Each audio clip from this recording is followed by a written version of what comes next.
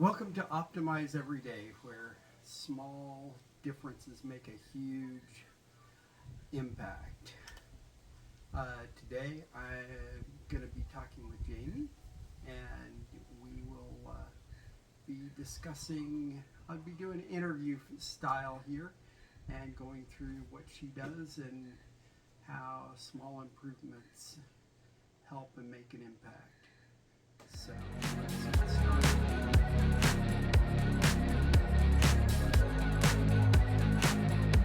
All right, so we're back here on Optimize Every Day, and again, this is Jamie. And so, Jamie, what is your business? What do you do? I'm a doula success coach. A doula success coach. Yes. So, what does that entail, and how what you do helps doulas succeed through your set of services? So, in my work, I really try to focus on both the professional and the personal aspects of this work because it's a very heartfelt work. It takes a lot of physical and emotional capacity to do it. But I really help doulas talk about pricing their services, seeing the value in their services, understanding how their mindset impacts their ability to ask for money for clients, how they work with clients, how they connect and build a relationship with clients, how they give them their very best all the time. So my goal is, clients are getting the very best out of their doula because that's critical. I mean, this moment, you can't just hit rewind and do this again. You never get to do the birth again. So if your doula's in a bad place... I'm not sure anybody'd want to do it over. Well, I mean, it's a pretty amazing experience if under the right circumstances. But yes, you're right. Most people don't want to do each birth one time. It's enough. But we want it to be this wonderful experience. We want people to feel loved and nurtured, and even if it's not going as planned or desired, that they're being supported and held through it. So there's a lot to unpack there. A lot. And so, as a coach... But that's one side, right? The other side of what I do is traditionally doulas, like I said, it's a very heartfelt business. Most doulas get into it because either A, they've had a traumatic or a phenomenal birth experience of their own that they want to prevent or share. It can go either way, it can go both ways. And culturally, there's been this culture of it should be heartfelt, that money is seen as bad. And that needs to change because it takes money, it takes self-care, it takes being able to pay your bills to make this business run for you. Oh, yeah. And so when we're telling people that it's all about heart, sure it is. But you know what? I'm trying to teach doulas that having enough and serving can actually go together. They're actually very compatible. It's another dialectic, right? We have lots of dialectics in this lifetime. Oh, oops. Should I explain what that means? You can. Dialectic means two things that almost seem oppositional can be true at the same time. So this one, most women get really quickly. I don't know about the men, but women get this really quickly. You can love your spouse to death, and you can be so angry at them you're just seeing red every time you see them. You can have both those feelings, and they can coexist in the same space. We understand, most of us understand that at some level, and that's a dialectic. Can you really be angry and love at the same time? Yes, you can. And so dialectics just say things that often seem opposing can coexist in the same space. So, when you're sitting there with and trying to coach somebody and you're asking them to do something, what little things do you ask them to do that build on each other that ultimately make a big impact for them in their business and being able to serve effectively? Open up that mindset to what it means to have money and what it could do. That might seem really small. What could I do if I had money? What would my life be like if I had money? And is it have enough? Is it have more to give? Or is it have a lot so I can make this huge impact?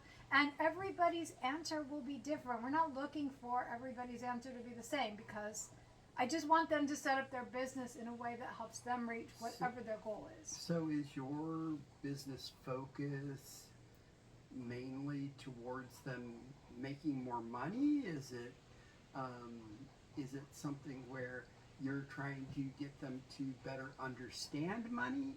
I'm not quite getting That's an like the first understanding. change that we have to make in order for the rest of the business to really make sense.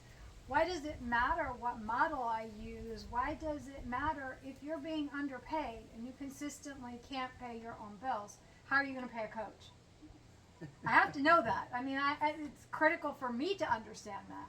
That a big part of me getting to work with them means that we're continuing to move them along the line of being able to charge what they're worth. I mean, think about it. If you just really think about this, like I said, you don't get to rewind on your birth. This is a one-time, and this is a lifetime memory for women.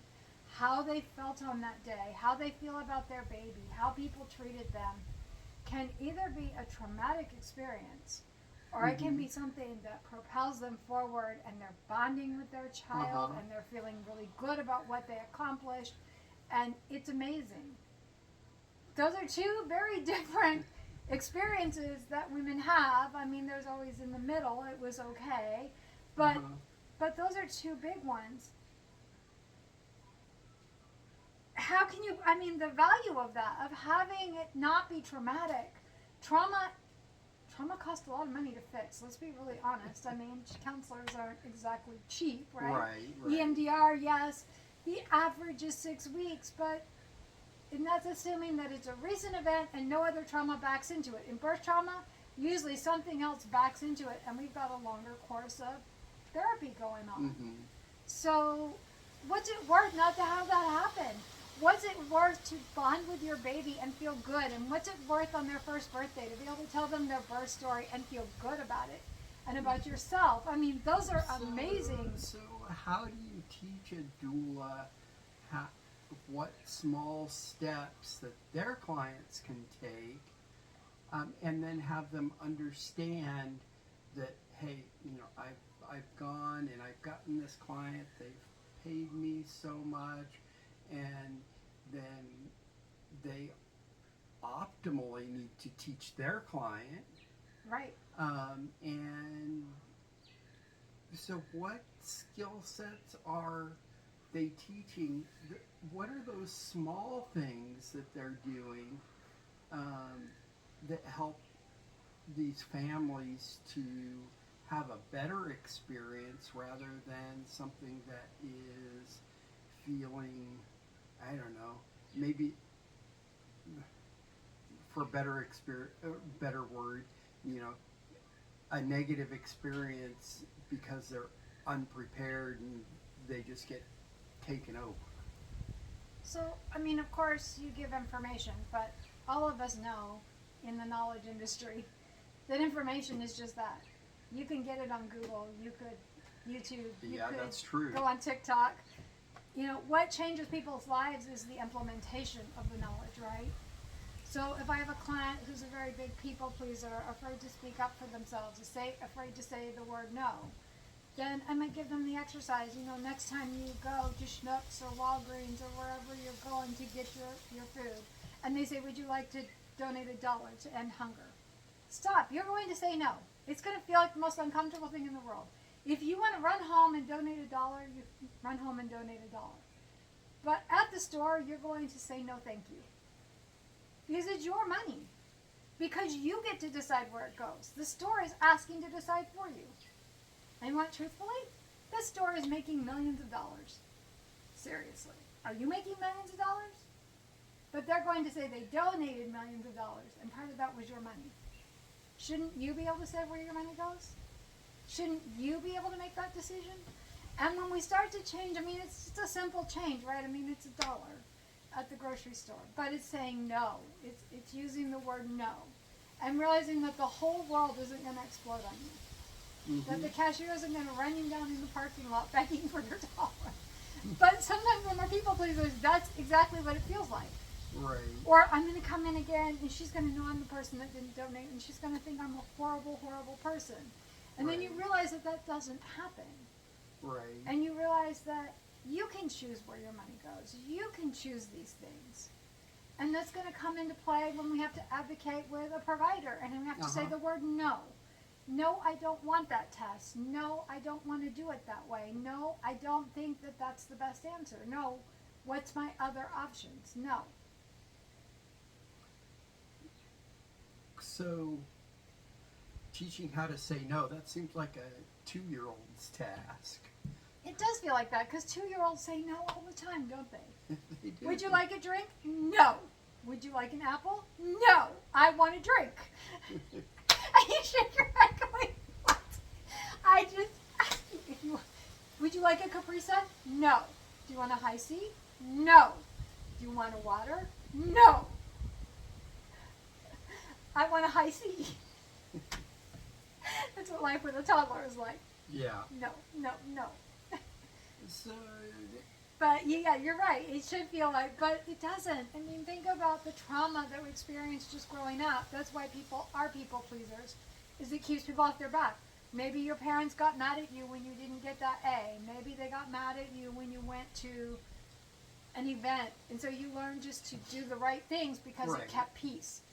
So now you're coming into a phase of your life where your baby's life, your quality of life can be impacted by your answers. If you can't say no, we're in trouble. Yeah. Because it's the doctor is going to go by, in a lot of ways, the standards, the protocols that the hospital prefers, what keeps their liability down, which professionally that all makes some level of sense. But when it's your baby, your experience, your health, you have to take control of this. You have to be willing to say no. No, thank you. So when you're coaching people, do you give them a set of simple tasks that they need to do over a period of time, things that they can easily implement and add into their routines? So for me, as a doula, I have 3 what we call prenatal visits. So that just means sessions meeting with the couple to find out all kinds of things about what they want, teaching them how to support each other, teaching them how to help during labor, teaching them all these things. During those visits, that's when we would start to see where they might need some extra support, and those are going to be built into those prenatal visits, those homework assignments. So within those set of assignments, are they helping them to see small steps, or are you asking for giant leaps? No, I think saying no at the grocery store is a small step. I really do. I mean, it's $1. It's the grocery store. It's somebody you don't know. There's not a lot of personal on the line here. To me, that is a small step. Right. Right? And maybe... But how many small steps do we need to take from the time that you find out, hey, I'm going to be a doula and I'm going to be going after a client, and I want to do what's right to get clients. There's a culture that says I need to do, I don't know, get a website, get other people, provide certain set of services, and is that culture that they're accessing doing it right, or are they doing it wrong? Because when I have looked at doula land, doula world, I see a lot of people come into it, and I see a lot of people leave it, and very few stay for any length of time. And I feel like, knowing you, that you've been in this business for 20 years, that there had to be things that you did to help yourself. Oh, I did it all wrong in the beginning. Okay, let's just be real. I'm very honest on my channel about this. I tell my story. I did do free births. I did do low cost births. I mean, you would think with my origin story, you would think, my first birth is going in and I'm shadowing a very experienced doula. And on my way in, she calls me. I'm going to the emergency room with my daughter. I'll be there as soon as I can. Within 30 minutes of arriving, she calls me and says, they're admitting my child. You're it. Okay, I'm green as green can be. And this client she's struggling. She's struggling. But I take care of her. And we go to the postpartum visit to check in with the family to see how they're doing. And the senior doula says, you pay what you see fit. She's a new doula. We want you to feel comfortable with what you pay. Because this was not how it was planned to be. And they wrote a check for the entire amount. You would honestly think my confidence would be through the roof. Yeah. And it was for a minute. But then I hit up against I couldn't answer a question. A client said they couldn't afford my services. I ran into all these things. People had more certifications than me. I kept running into my own obstacles in my own head in a lot of ways, and that led to burnout. I burned out. So you came in, and instead of taking little bites out of the elephant, you went and said, "You're expecting me to climb Mount Everest today?" Yeah, I think in a lot of ways I did. And how in the world, when you say you burned out, did you end up staying in doula work and now becoming a coach for doulas? So, in that burnout, I had to heal, and I really was not working a whole lot because I wasn't feeling well. Literally, I don't know if you haven't experienced burnout, it's just, there is no motivation. It's through the floor. Yeah. And as I healed, I started wanting to go back to serve women. I just really felt this calling and this desire. But in that moment, I knew if I went back and did the exact same things, I was going to end up in the exact same space. So I had to start shifting some things and realizing that in order to stay in, I had to be able to take a vacation. I had to be able to go get a massage once in a while. I had to be able to do these things. And if I couldn't do them, then I couldn't do a lot. It just didn't make sense. And if clients couldn't pay, I couldn't take on that responsibility. It wasn't mine. That was probably the biggest shift, is to let go of that responsibility that it's mine to fix the entire maternity care system and the screw-ups and the financial situation people are in. That's not my job. Right. Period. Not my job. As soon as I let go of that and realized at this moment, this is what I can do, and I had a plan. So, I was giving away three free births a year is how I did it. And when that was done, it was done. Those were done. That was my contribution to the world. Okay. Not everybody is able to make that. If you told me I'm a single mom and this is my income and I cannot give away free births, I would respect the hell out of you. And I would say, let's do it then. And if they need additional services, or if you feel like you need to give back, what way could we do that? And we would design a way that didn't involve free births. Right. Because there are ways. We get into this very narrow, one doula did it this way, so that's the only way. No, there's hundreds of ways. You bring up a good point there that, a lot of times people come up with this thought and idea that because one person that's succeeding does it this one way and they have some level of influence, that they impact the culture in a way that may not necessarily be positive, not because what they did wasn't positive, but because how it was perceived is perceived incorrectly, and so then you have people thinking that they did X when they did Y, and there's no correction of that.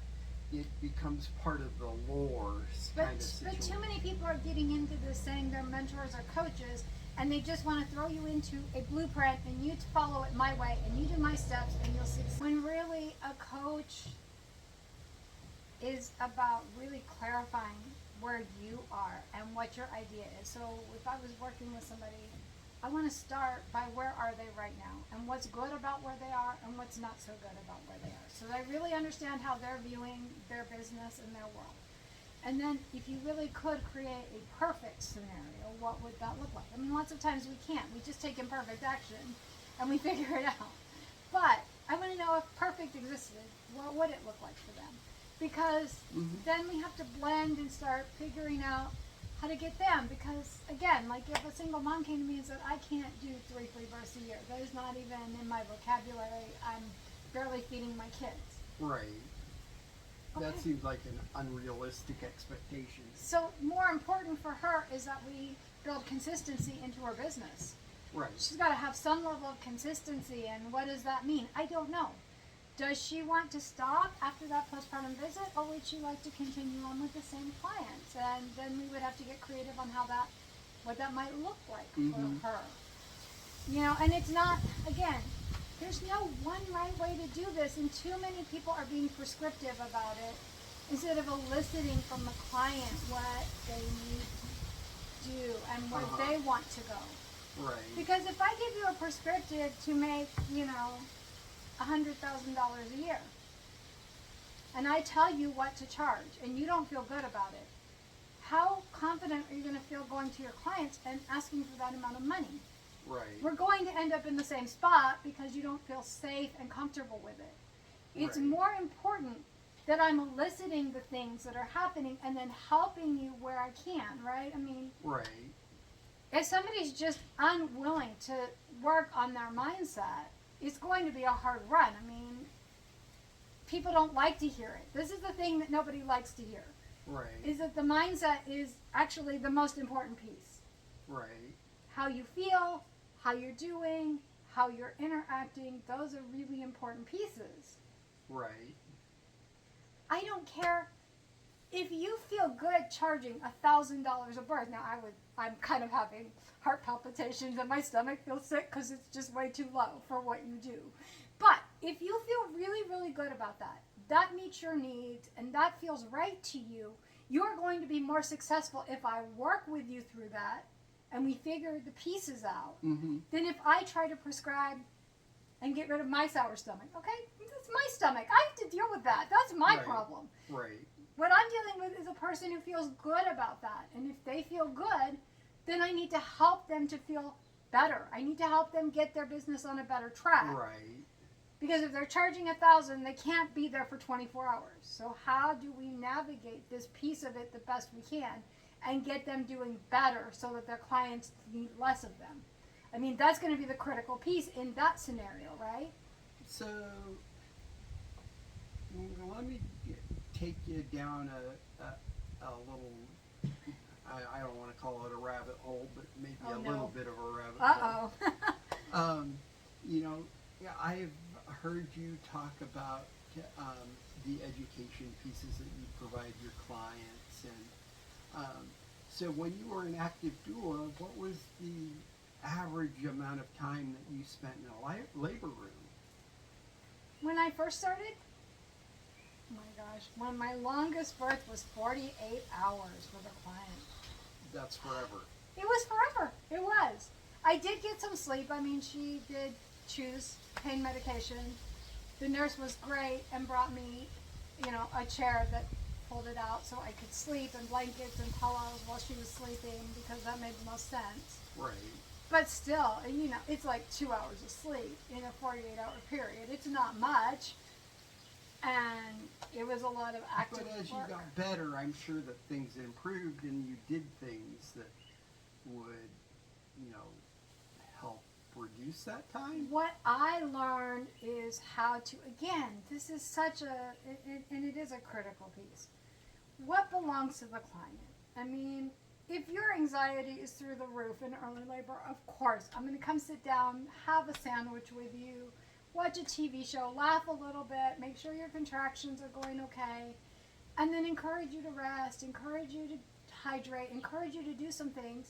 And I'm going to give you instructions on when to call me again, but I'm going to tell you if your anxiety spikes. These are the things I want you to do first, and then you can call me. So instead of becoming the only resource a client had, I started to give more resources. And then, of course, as you get further in, there's more that you can give them so that they don't really need that beginning of labor as much, only your really severely anxious clients. And you're going to know that that's them when you meet them and work with them.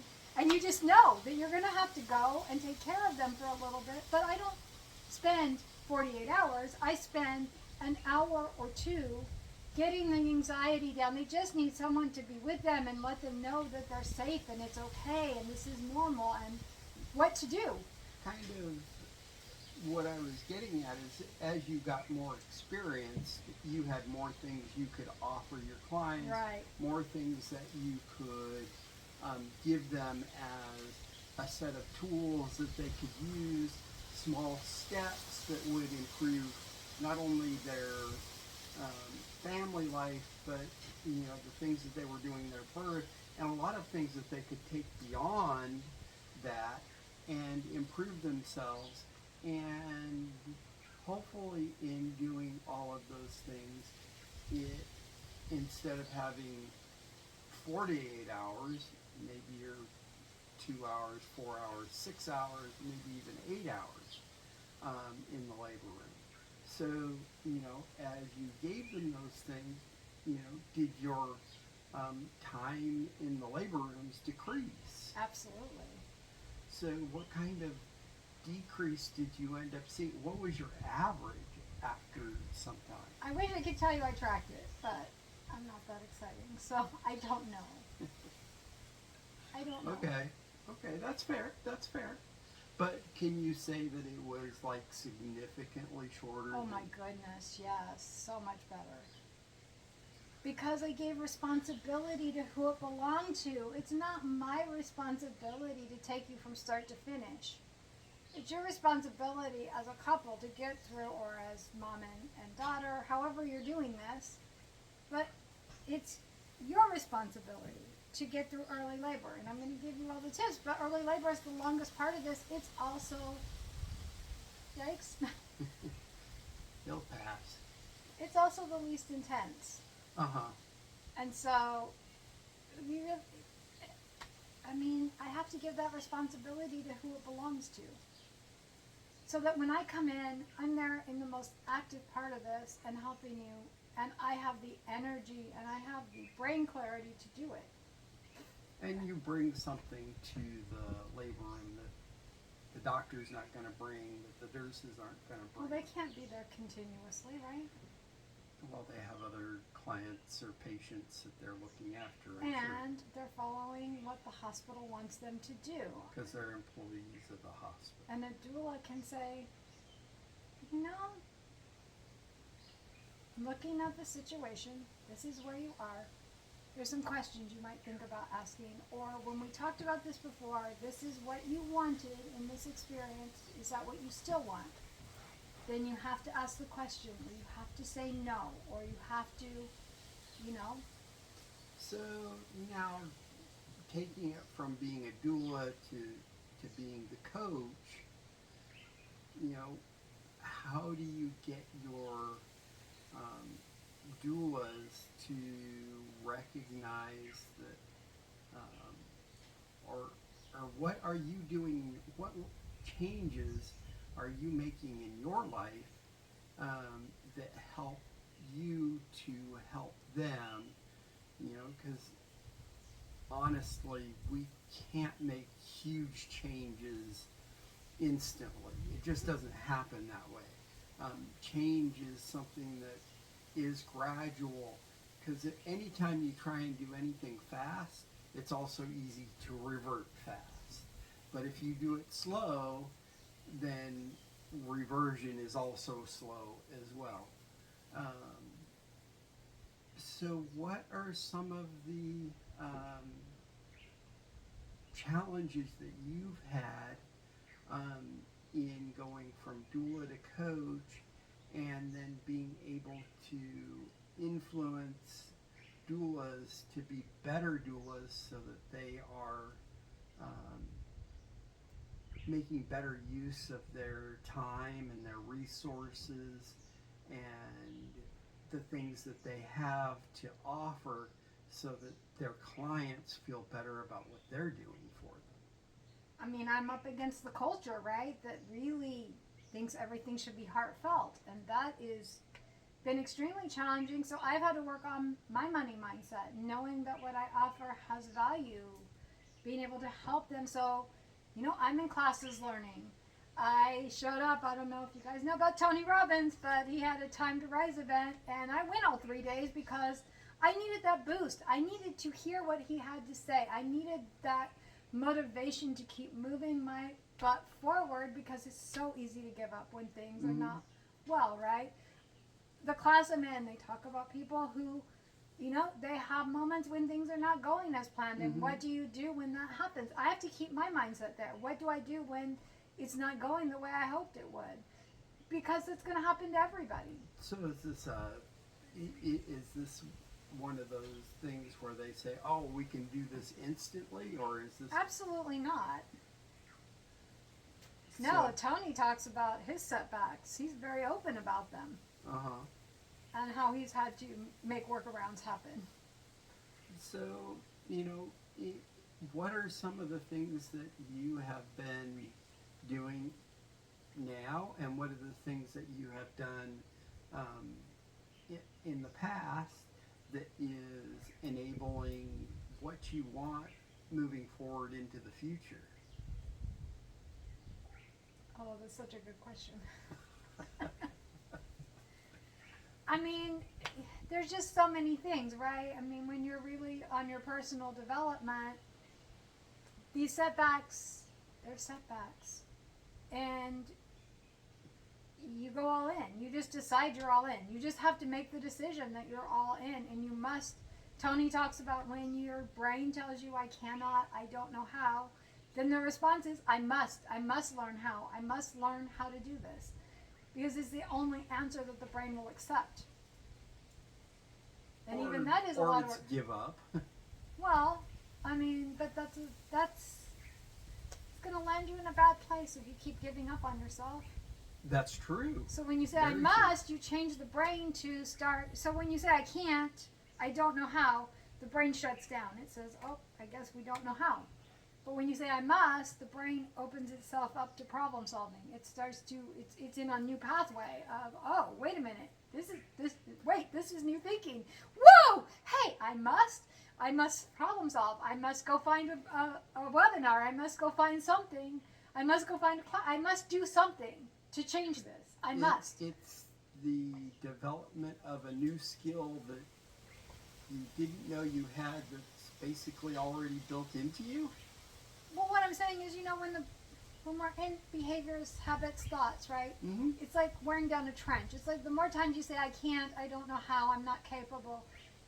Here we're digging the ditch. It's getting a little deeper each time in your brain, right? So it goes there instantly. You hit a challenge. I can't, I don't know how. Okay, well, when I say I must, I shift it out of that trench. It can't go there and do this. It can't. It's impossible to do both. So it has to, and you have to keep working it because the brain will hit another setback and it'll want to go to its comfortable place. But if you say, I must change this, I must figure this out, the brain keeps going over. Pretty soon that trench is not as deep as it was because you keep filling it in with I must. And we keep changing the dynamic. Now we have a new neural pathway and you respond differently to what's happening to you. So instead of trying to walk down into the Grand Canyon, you're filling it up. Yeah, that's one way to put it. But you're making a new pathway for your brain. You're telling it, we're going to stop thinking this way. And that's a lot of work, especially in the beginning, because it wants to go to that comfortable place. It's easy. It's easy to say, I can't. It's easy to say, I don't know how. It's easy to say, this is too hard. Other people made it work, but I can't. As soon as you say, I must, you're into problem solving. Immediately, your brain shifts to, okay, you must? It's kind of crazy. It sounds crazy when I'm talking about it. But as soon as you shift that, it's like your brain goes, okay, let's solve the problem. We have a problem in front of us. We have to solve it. Whereas Yeah. I don't know how everyone else can do it but me. It just goes to that comfortable place and gives up. And then anxiety, overthinking, all those fun things start setting back in. It also, And we're done. It also places you in a position where you can easily just say, I give up again. You know, there's this saying that says, you know, if I always do this and I always do it and I never not do it, it's much easier to continue doing it than it is to say, oh, I'm going to not do it today, but I'll pick it up tomorrow. And then tomorrow comes, and if there's a bit of a challenge, it's easy again to say, oh, I'll just skip it again today. Or you do it today and then when something happens, it's easier to say, oh, I can give it up for this day or whatever. But that's than the it is point to- where you need to start challenging yourself. What am I afraid of? Why do I not want to do this? Is it uncomfortable? Am I afraid of failing, dude? Am I afraid people will laugh at me? I mean, and when we really get down to it, yeah, when you start a business, especially if you're online at all, there is a chance people will laugh at you. There's a huge chance that people will laugh at you. It's that thing. If you always do it, But if you get up, then you won't ever quit. But the moment you let it quit, it makes it so much easier to just let the next thing slide. but you got to challenge. What am I afraid of? What am I really Yeah. afraid of? I mean, that's because that's what it is, right? I mean, that's why we give up. That's why we don't do something. Oh, I don't want to go to the gym. I look fat in my exercise clothes. I don't like this. Well, you're not going to thin down if you don't do something. And so maybe you're going to exercise at home for 6 weeks. Or maybe you're just going to overcome it and go in the middle of the day when there's hardly anybody there. It doesn't matter. Find your way through it, right? Find your way through When's this. anybody ever at the gym? No, there are times when it's crowded. I'm sure there is. But those are the people who have that mindset that I'm going to do it every day no matter what. And they're actually the ones who are cheering you on. Yay! You know, they see you and maybe you are out of shape. And they go, yay! You got here! Go, girl, go! Go, go, go! They want you to succeed because they know what it brings to their life. They don't want you to fail. They're so excited for you a lot of times, and you don't even realize that you in your own head have made this. They think I'm stupid. Oh my God, they see me got winded. They don't care that you got winded. They're proud of you for being there. They don't care if you need to go sit in the chair for 15 minutes and come up again.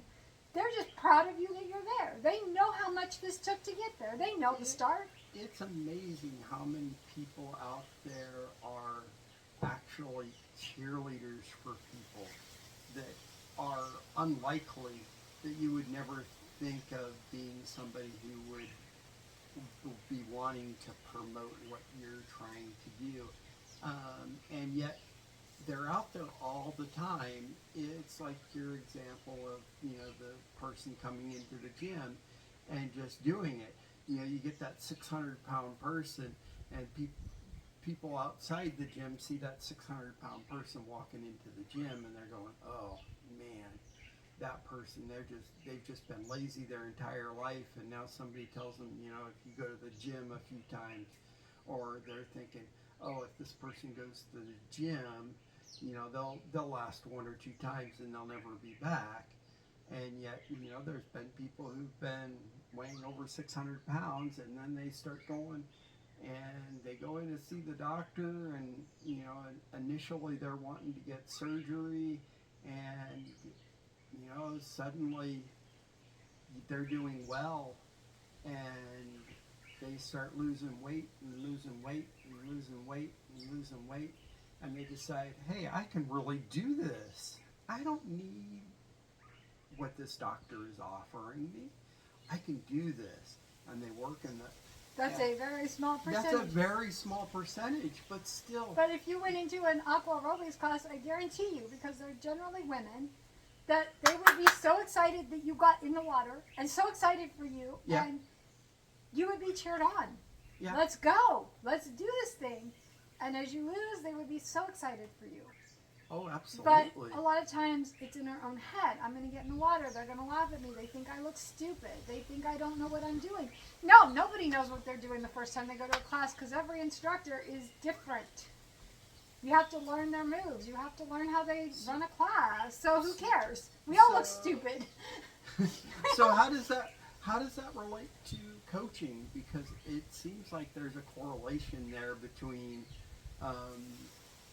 going to a class, being unprepared and not knowing, and have a coach that's basically doing the same thing.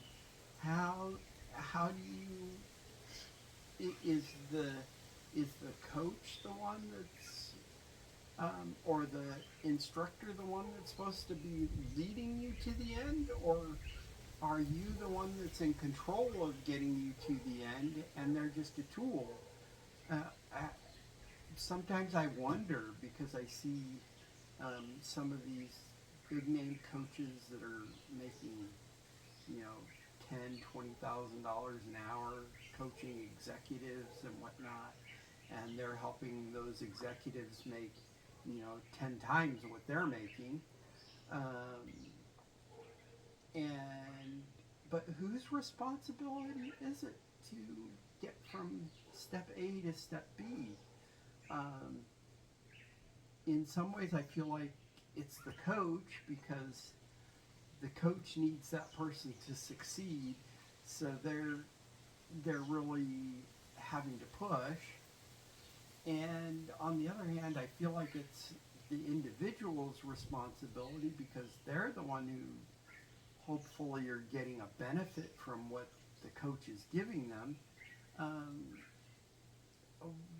it feels like it's a weird dance. If you came into coaching and let's just say we're working on time management, Mm-hmm.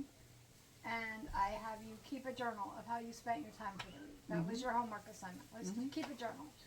And you come back on Monday morning and I say, let's look at your time journal. Oh, I didn't do that. It felt stupid to me. Well, is it because I gave you bad advice? No, because a time journal would allow you to see how you're utilizing your time and. But you decided it was stupid. You decided it wasn't helpful. So now, yes, your coach is going to have to rally and see if they can pull you back or see why you thought it was stupid or help you with, because there's a mindset issue there. There's a fear or something that blocked you from doing the exercise. Right. That's the 100%. Every coach knows that. When they're not doing it, there's a block. It's my job to help you extract that block, find it, explore it, confront it, right? But if you come in and you say it's stupid, and I say, okay, Doug, you know, usually when people think the homework is stupid, there's a fear underlying that. And I'm wondering if you're open this morning to us maybe delving into that a little bit. And you go, no, I don't want to talk about that. I want to talk about this. I'm not going to force you to come back and talk about this because maybe there's something under there that you're not ready to go for yet. Right. And I'm okay with that. Sometimes people know there's a trauma or something under there. We aren't going there. It might sound stupid with time management, but there's probably there might be something there. Right. I'm not going to push and go, we're going to do that anyways. I'm going to go, okay, let's start where you want to start, and then I'm going to hopefully incorporate us back to time management at some point. Right. And start confronting that. So whose job is it? It's our job. We are a team. We are a partnership. When you block down, my job is to see if I can pull you out of it if you're willing. If you're not willing, it's to work you where you want to go. We'll go where you want to go, and we'll see if we can bring it back and come back around there. So we'll get there. So as a coach, the client's success basically is your success. And when they succeed, you succeed. But it's more than that. I don't think any coach is in this totally for the money. Okay, I mean, I think that... I never mentioned money. I think it is about serving the client. I think it is about making their life better. And so I had a client who had a very long birth the first time, and she was prepared for a long birth. And she delivered the baby at home. Waiting for EMS to arrive. Oh my goodness. And in her mind, that was a trauma. In my mind, that was a win. Like, oh my God, you did it. You did it. Oh my gosh, you did all the things. You had control. You had autonomy. You had all these things that have been described as important. Right. But the safety net wasn't there. And so that was scary. And so, again, this is kind of coaches have to be aware of that too, right? Is the way you see things and the way I see things may be different. And I have to be willing to step into your world to help you. I have to step out of my world and into your world. Doulas have to do the same thing when they're seeing their clients postpartum. They have to step into their world, into their client's world of what their client says. And sometimes that's hard. You see this birth and you're like, pretty standard fare. Nothing really exciting, nothing really complicated. It's a hospital birth. You know? But your client is either thrilled and thinks it was the most amazing thing ever, or they are upset and think that it was a trauma. And you're kind of going, girl, nothing bad happened to you.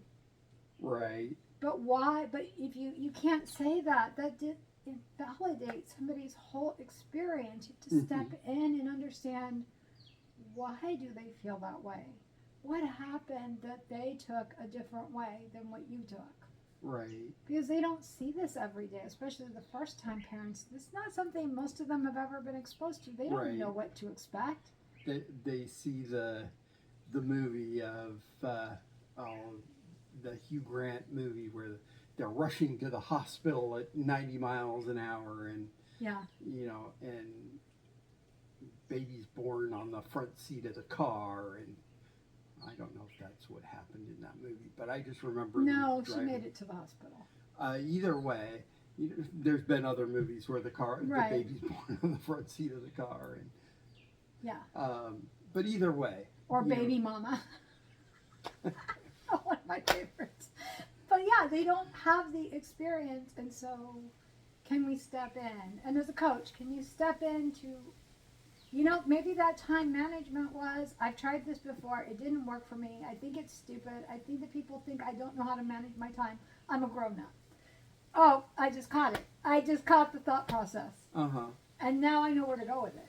Right. Right? And so now I can begin to help my client and elicit together something that might work better. That was kind of prescriptive.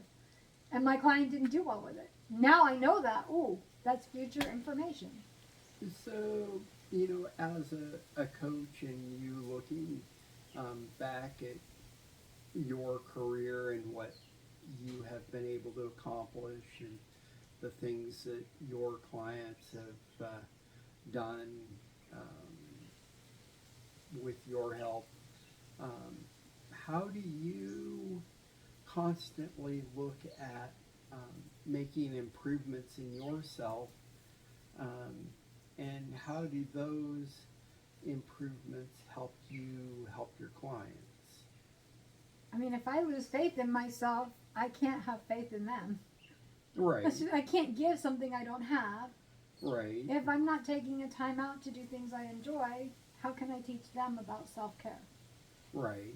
If I don't feel good about what I'm doing in the world, how can I help them to feel good about what they're doing? So what are you doing as far as self-care and things that will show your clients that you're following the admonitions that you're suggesting of them?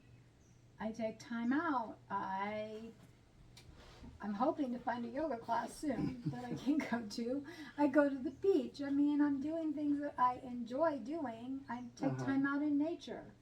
Sometimes I slow down. Sometimes I realize I'm overwhelmed and I go watch a funny movie and laugh and come back on the task. Because I'm so overwhelmed, I'm not doing good. So, I know you recently moved from where you were to a totally different location. Was that move difficult? Extremely. Lots of anxiety about that move. still having some anxiety, but you just have to deal, right? I mean, sometimes we just have to do things scared. This is how it's going to go. Yeah. There's lots of things we need to do scared, and it actually makes us better by doing it a little bit scared. Um, it shows us we can overcome things, right? Right. So, how do you believe that when you share with your clients, hey, you know, yeah, I did move, do they see that as a positive, and that it's something that they shouldn't be fear as much? I don't know Or how is they it, feel about it. well, obviously, but um, how do you want them to feel about that? I guess would be the It better doesn't question. matter how they feel because this is my decision. If I'm doing my job, what does it matter? I could be on Timbuktu. It doesn't matter. My job doesn't. It's not dependent on where I live, and it's not dependent on how they feel about it. Oh, I'm going to take responsibility for what's mine, right? I mean, again, this is pushing back. That's if they feel some way about it, that's on them. It's not my job to make them feel any way about it. Awesome. It's the let them theory. I don't know if y'all have heard. You probably researched it. You're in self development. The let them theory. Have you researched that one? That one I have not. Oh, I love the let them theory. Tell me about it. So basically, she says there's lots of things that are out of control in our lives. We can't control the political climate. We can't control how people feel about us. We can't control if they think we're enough. There's just lots of things, right? So when you feel like you're being gossiped about, or you feel like you're putting all this extra effort into something that's not paying off because of how someone might see you, you have to step back and go, let them think what they want. Or maybe you're doing a direct messaging campaign, and you have the sudden thought of, oh, people are going to think I'm salesy and terrible, and they're going to hate me and think that this isn't how a coach should act. You have to stop yourself and go, let them. That's on them. But I need to grow a business, and I need to get people in the door and let them know what this amazing service is. Because if I don't, someone else who doesn't care so much about them is going to. And that's not okay with me. I care. I'm passionate. I care deeply. They need me. The people that need me. I have to get to let me do the direct marketing. Let me have the clients that belong to me. Let me do the things that build my business. Let me. And let them laugh. Let them talk. Let them say that's not right. They're not my clients. They will never be my clients. Why do I care what they think so deeply that I'm going to shut down and ruin my entire business over them? I know a number of people who have YouTube channels, and one of the things that they say is that they love the haters. I don't know if I'm there, but let them works really well. Let them. It's basically the same thing. They say they love the haters because when the haters are out there pushing their things, they get more subscribers because people like what what they're doing. Because it's right And for it gets somebody. them, yeah, they're doing something that's good for somebody. And when other people are going, you're nuts, you're crazy, this is never going to work, that's when you keep pushing forward because something positive is going to happen. Now, does it always happen that way? No, but it still gets eyeballs on what they're doing. Or when they say the other coaches don't do it this way, you should stand up proud because the other coaches aren't doing what you're doing because you're taking them down a different path. Right. And that different path could be exciting. It could be a big change. It could be just the thing that your clients need. Maybe Right. they've tried the other ways and they're exhausted doing them, or it doesn't feel in alignment with what they believe and value. Well, then we need to try something different. It's time. So, are you trying to hit every single doula out there? No. I'm looking for ambitious doulas who are ready to change something. Something's not working for them. They're ready for change. So you have for a, no other better term than, but a niche client. I do. Because if you're not willing to change, if it's not your time, if you're happy with where your business is, why would you pay me? That doesn't make any darn sense on the universe. But if you're looking at it going, dang, 5 people have told me I'm going to get close to burnout if I don't change something, then I might be your girl who can save you from burnout, because I've been there and I know kind of how I had to climb out of it. So that climb out can be your steps to not going there. Right. Right? I've climbed out of it. It was horrible. It was horrible. I would not wish burnout on anybody. And I don't think doulas understand the depth and the gravity of burnout. I mean, when you think that executives, if they run to burnout and they go to HR talking about they're struggling, many of them get 6 weeks off paid to get better. Why? Because companies know that a burnt out employee is either going to quit or going to do a shit. They're not going to do a good job, right? So they say 6 weeks of paid time off to keep our employee, to retain our employee and get them back to some level of health. And they'll pay for coaching or counseling.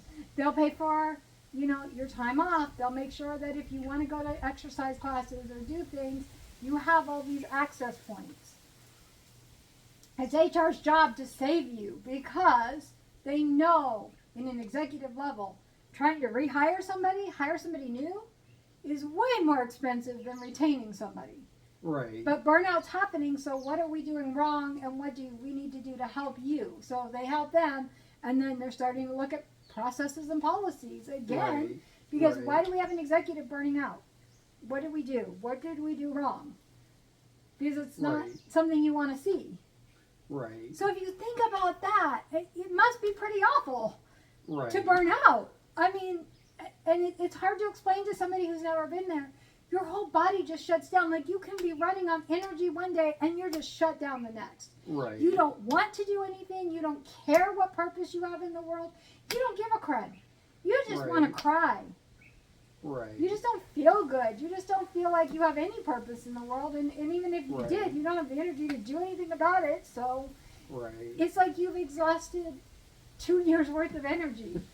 And it's over. Your body says, I'm done. I need rest. I need recovery. I need time. And you just have to give it to it. So, you understand that this particular channel is looking at the little small changes, something at 1% maybe that you can do that will make a difference, and you're constantly building on that. So wake up in the morning and decide that you're going to get out of bed. Decide that you're going to take that shower and do it, right? Like, especially your viewers who have anxiety or like to overthink things. You remind me of that naval officer who gave the speech that said, the first thing you do in the morning is you get out of bed and you make your bed. Well, I just say get your feet on the floor and get to the shower, because particularly if you're an anxiety or overthinking person, once your feet hit the floor and you've made a decision, because that's your first decision of the day, right? Tony Robbins says life is a series of decisions. For people with anxiety, making decisions is a complete shit show in their head. It literally is. I can't do that. People are going to think this. Oh my gosh, what if it turns out like... And you're just in overthinking land. But what we tell them now is, from the time you make a decision to do something, you have 5 seconds to get your butt in gear. If you say, I'm going to send a message to 50 people today, you have 5 seconds to pull that computer and start getting in gear to do this thing. Now, you don't have to just get on and do messages, but you got your pad, you've got your paper, you're in action, and you're doing it, right? You're working with ChatGPT, you're doing it. Your brain can't go to overthinking when you're in action. Just like if you decide you're going to take a shower, it's not like back down in bed. It's not a white feet, I don't want to, it's too cold. It's get those feet on the ground and get walking to that shower, because that's what's going to stop that in its tracks. And then you can make the next decision. Are you going to brush your teeth or wash your face first? Does it matter the order? Probably not, but you need to make a decision. And the more times you make a decision, the less overthinking can show up. And the easier the next decision. It gets is easier to make. through the day. And if you do get stuck, you'll realize I'm in overthinking, and you'll make a decision to go scrub the baseboards, go wash the dishes, go sweep the floor, get my body active so that I can deactivate this overthinking thing. Go and go to the water cooler and talk to somebody who can help you get a new idea there at work, or have a little meeting with friends, and then you can get that software moving in the right direction again, or whatever it is that you're working towards. So, I mean, that's the best advice I can give. 5 seconds is not a long time. And for people that overthink or let anxiety slip into their thoughts, you have to make a decision and do something. Doing is the only antidote. It's it. That's it. Action is the antidote. So if you were to give my viewers one piece of advice, what is that one piece that would make a 1% improvement today? Get up in the morning and start making your decisions, and trust yourself. Trust yourself that you're going to make decisions that make sense. And trust yourself that if you make a decision that doesn't make sense, you can climb your way out of it. It may not be pretty, it may not be perfect, but taking an imperfect action is better than trying to wait for things to be perfect. Take imperfect action. Make decisions. It's okay to make an imperfect decision. It's even okay to make a wrong decision. But making no decision is going to take you nowhere. That's true. So I don't know. I hope that's simple enough. But so basically, decide to decide, and then when you make a decision, stick by your decision. And if it's a wrong decision, then live by the consequences that you made. How about if we say try a decision, and if it doesn't feel right, if it's not working, then you can always change figure a way out of the hole. Exactly. You can always make a different decision. Right. But you don't know what the results of the decision you're going to make until after you make that decision. So making the decision is the deciding point that sends you on the path. Yeah. And then when you come to the dead end, you go, well, I reached the dead end, I got to go back, and you get to that point you were at before, and you change the path, and you head down a different trail. Exactly. And hopefully you don't run into another dead end. But if you do, you can always come back and make the next decision. Either way, you're making decisions is something that shouldn't take you necessarily a long time. Spending a long time to make decisions just brings indecisiveness. Or you lose opportunities. Oh, absolutely. Even worse, you lose opportunity. Yeah. If you spend too long spinning, and anxiety loves to paralyze us. It does. And you may make what some people consider a bad decision. You get to the end of the trail and you look at it and you go, I need to go back, but instead of going back, I'm not changing my decision. I'm just going to grab some new tools so I can move forward. Yep. And maybe that means that you're, grabbing a bow and arrow and a piece of rope so that you can launch something someplace else so you can get further down the way. Who knows what it is. Yep. But ultimately, sometimes it means that you're having to climb into the chasm and climb up back out of the chasm so you can build the bridge. Yep. And then you're innovating and you're making things different. But again, it doesn't happen in a day. Some of those innovative processes take months, sometimes years to accomplish.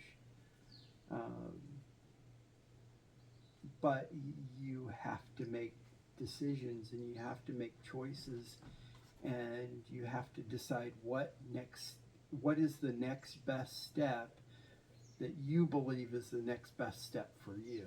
Yep. Sounds like a lot to unpack, and yet we've done it in a short period of time here. And not the short period of time that I anticipated, because this has been way longer than I had originally expected. But thank you so much for joining us on Optimize Every Day, and hopefully you've made it this far. And like and subscribe, and join us for the next video, and have a wonderful day. Thank you so much. Bye.